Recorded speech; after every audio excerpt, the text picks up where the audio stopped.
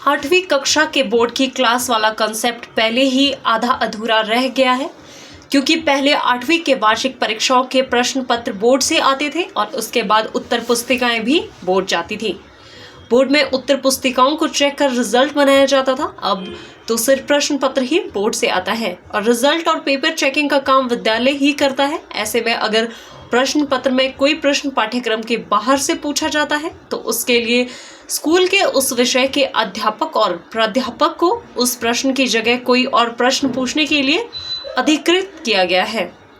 8वीं कक्षा के बोर्ड की जो औपचारिकता रह गई है, बोर्ड उसको भी खत्म कर रहा है। इससे तो अच्छा है कि 8वीं कक्षा के प्रश्न पत्र भी स्कूल ही सेट कर ले।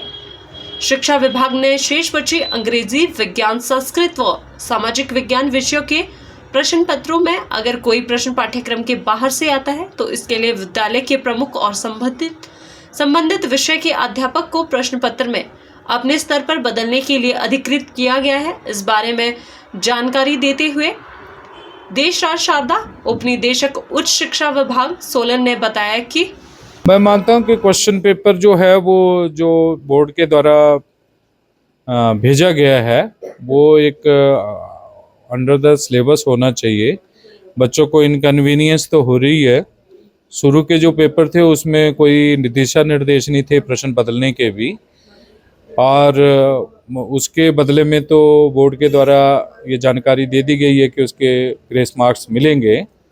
और अब जो है जो कंसर्न टीचर है उस विद्यालय का, उसको अधिकृत किया गया है कि आप उतने जो क्वेश्चन आउट ऑफ सिलेबस हैं उनको बदल सकते हैं।